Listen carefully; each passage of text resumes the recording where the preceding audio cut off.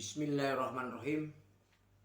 Assalamualaikum warahmatullahi wabarakatuh. Saudara-saudara, para mahasiswa semester 6 ya, Fakultas Hukum Universitas Wilaluda Indramayu ya, yang Bapak banggakan. Kali ini untuk materi hukum persaingan usaha, Bapak akan sedikit menerangkan tentang eksistensinya dari hukum persaingan usaha ini. Mudah-mudahan saudara-saudara bisa mengikutinya dengan baik ya, dan semoga nanti pada saatnya ujian UAS ya, akhir semester ya, bisa menjawab dengan baik dari soal-soal yang Bapak ajukan nanti, dan tentu saja mudah-mudahan nilainya pun baik ya. Oke. Jadi kita bicara hukum persaingan usaha ya. Jadi hukum persaingan usaha ini bisa dikatakan sebagai salah satu jenis hukum ya. Salah satu jenis hukum yang berkaitan sekali ya, atau ada muatan politik ya, dan ekonomi. Jadi memang sudah cukup lama ya, diperdebatkan tentang seberapa jauh ya negara ya, atau Kasikuo dalam hal ini pemerintah ya, itu dapat secara politik yang kemudian dituangkan dalam suatu produk hukum yang kemudian bisa mempengaruhi kegiatan perekonomian. Oleh karena itu ada suatu pandangan yang menginginkan ya, agar negara itu aktif terlibat di dalam kegiatan perekonomian atau kegiatan ekonomi.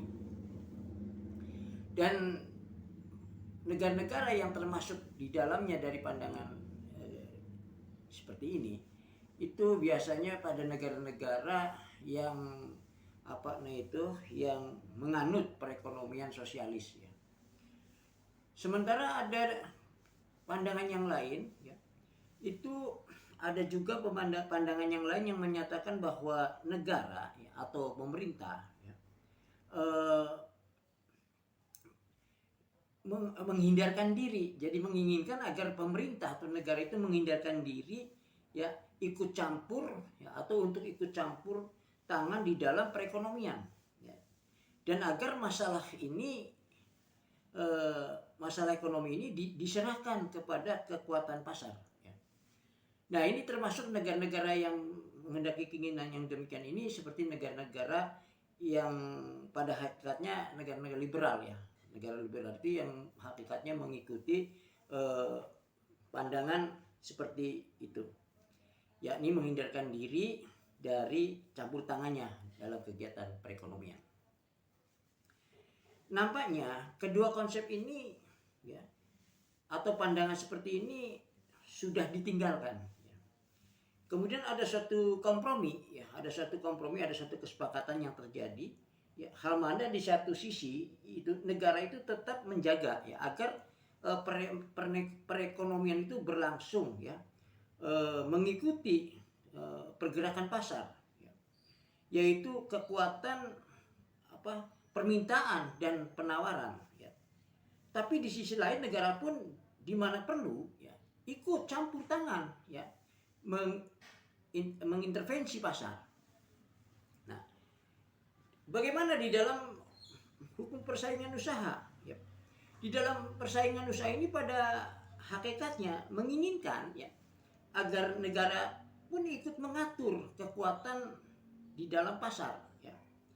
Tetapi tidak boleh ya terlalu jauh gitu, artinya tidak boleh mendikte pasar secara sedetil-detilnya ya. Nah, negara menginginkan agar para pelaku usaha itu bisa bersaing secara sehat gitu ya, dalam hukum persaingan. Nah, di dalam persaingan usaha yang sehat ya, pelaku-pelaku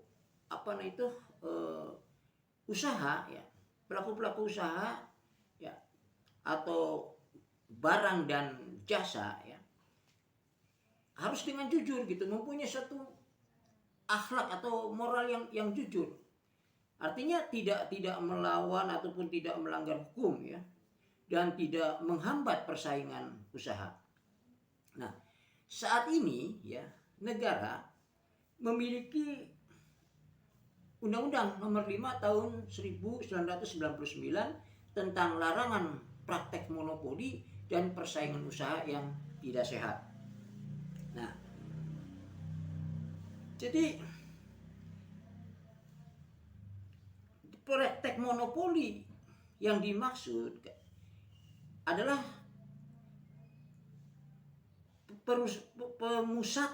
pemusatan kekuatan ekonomi ya oleh satu atau lebih pelaku usaha yang mengakibatkan dikuasainya produksi dan atau pemasaran atas barang dan jasa tertentu, sehingga apa? Sehingga akan menimbulkan persaingan usaha yang tidak sehat dan dapat merugikan tentunya akan kepentingan umum atau kepentingan masyarakat. Misal ada suatu pelaku usaha yang yang mendiami pasar ya, sampai menguasai menguasai mayoritasnya ya, menguasai mayoritas pasar di dalam produk tertentu. Nah, akibatnya itu bisa bisa dipastikan ya atau bisa diduga ya. Yang demikian ini seperti akan bisa menaikkan harga ya, mengurangi kualitas produknya ya. Kemudian juga sewenang-wenang untuk menetapkan harganya, sehingga yang demikian ini konsumen tidak mempunyai pilihan lain kecuali terpaksa menerima ya dengan harga dan kualitas barang yang dibutuhkan secara sepihak oleh mereka para pelaku usaha. Nah, kita bisa dibayangkan ya kondisi pasar seperti ini ya sebagai supermarket, pasar yang dikuasai oleh penjual ya. Nah, tentu saja pasar yang seperti ini, yang model ini ya adalah pasar yang tidak ideal kan gitu ya, karena ya konsumen atau pembeli itu kan ya sudah menjadi umum ya, sudah menjadi bukan lagi rasio umum, adalah sebagai raja kan gitu, pembeli sebagai raja. Jadi berdasarkan pasar yang idealisnya itu harusnya itu sebagai pasar yang disebut kita buyer market ya. Jadi ada pasar itu yang ramah gitu terhadap konsumen atau pembeli ya. Nah, dapat pula terjadi ya pelaku usaha itu menentukan harga barangnya itu ya, sehingga ada secara signifikan ya berbeda dengan produk-produk saingannya. Nah, jadi sekilas hal ini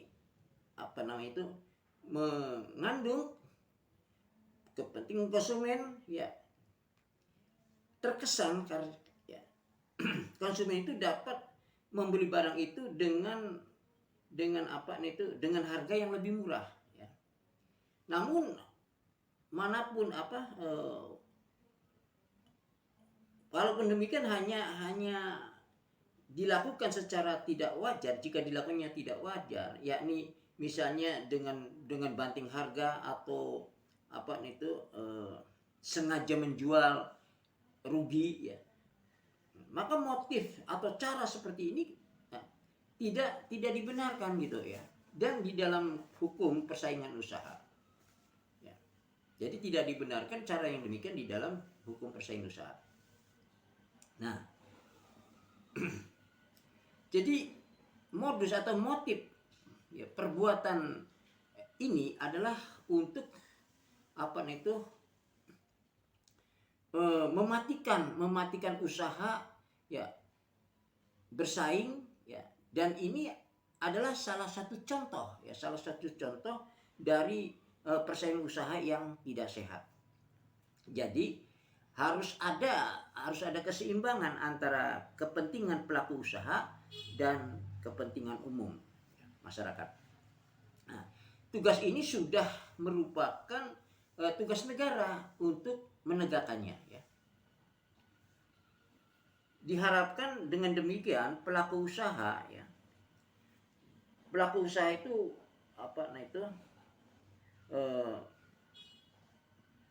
diharapkan si pelaku usaha itu harus mengingat manfaat ya, sehingga level yang kecil ya atau ya pun yang besar itu dapat sama-sama ya eksis gitu ya, dan dapat mengambil manfaatnya dari perekonomian, mestinya begitu. Jadi hukum persaingan usaha itu mencantumkan sejumlah larangan yang harus diperhatikan oleh para pelaku usaha, dan larangan ini dibedakan dalam dua bagian. Yang pertama adalah larangan-larangan berupa perjanjian, dan yang kedua adalah larangan-larangan berupa perbuatan. Nah, Undang-Undang Nomor 5 Tahun 1999 tadi setidaknya ada 10 perjanjian yang dilarang gitu ya, yang dituangkan di sana. Jadi seperti apa yang disebut dengan oligopoli, yaitu ada penetapan harga, ya, kemudian juga ada persekongkolan, pembekotan lah ya. Ada juga kartel, terus ya oligopsoni, ya perjanjian tertutup, ya integrasi vertikal, ya perjanjian dengan luar negeri, serta ada empat kegiatan yang dilarangnya juga, yaitu monopoli, monopsoni, ya penguasaan pasar, juga persekongkolan. Jadi ada satu contoh, misalnya contoh konkret ya yang berkaitan dengan persaingan usaha. Kalau mana ada satu perusahaan wiralaba ya yang berperan menjual barang-barang ya, yang operasinya itu menjual barang-barang yang sehari-hari ya, yang jelas dibutuhkan oleh masyarakat, yang kita kenal adalah retail ya.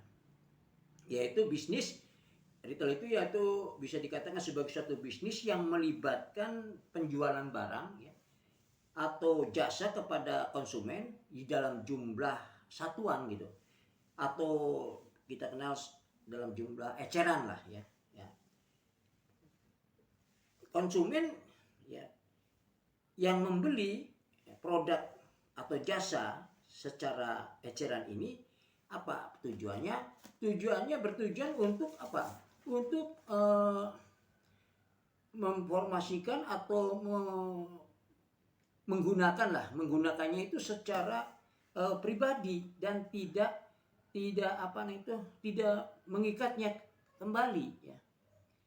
Nah, hal ini dianggap membahayakan pasar tradisional ya, dan tidak diinginkan beroperasi oleh pemerintah daerah setempat. Kita lihat di Sumatera Barat ya, di Sumatera lah ya, di Sumatera Barat terutama ya, di sana itu ditemukan adanya perusahaan-perusahaan wiralaba ya, yang menjual produk ya rutin secara besar-besaran, dan melakukan ya, operasinya ya, melakukan kooperasi ya terhadap pasar tradisional. Namun di kota-kota seperti Jakarta, Bandung, Semarang bisa dengan gampang menguasai menguasai pasar itu cukup besar, cukup banyak lah ya, yang disebut dengan toko-toko retail tadi ya. Nah, yang menjual barang-barang yang langsung pada konsumen. Maka ada beberapa indikasi ya, yang dianggap membahayakan peran pasar tradisional, sehingga persaingan usaha yang sehat menjadi tidak dapat diwujudkan, tidak dapat tercapai. Dengan banyak toko-toko retail ini, tidak sedikit ya toko-toko yang tutup ya. Karena apa?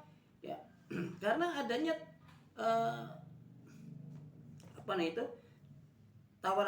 tawaran wiralaba yang menggiurkan ya, sehingga akhirnya di dalam radius yang tidak begitu jauh, banyak pelaku usaha yang retail ini yang beroperasi secara secara bersamaan. Nah, hal ini dianggap membahayakan ya, membahayakan persaingan usaha yang tidak sehat, yang mengakibatkan usaha menengah ya atau usaha yang kecil itu menjadi tidak bisa bersaing secara baik ya. Nah, maka mereka kekurangan modal ya, dan akhirnya konsumen hanya mempunyai satu pilihan ya di dalam perbelanjaan di toko retail seperti itu. Nah, maka melihat kenyataan ini ya, apa yang harus dilakukan ya, yakni ya kita ya pemerintah tentunya sudah menerbitkan Undang-Undang Nomor 5 1993 yang semua di dalam struktur yang ada di dalam undang-undang tersebut nampaknya sudah mengarah kepada pencegahan tidaknya terjadinya praktek-praktek monopoli dan persaingan tidak sehat ya. Itu saja barangkali yang bisa Bapak sampaikan ya. Silakan dikembangkan oleh saudara ya. Mudah-mudahan bisa bermanfaat untuk kita semua. Demikian saja, terima kasih. Wassalamualaikum warahmatullahi wabarakatuh.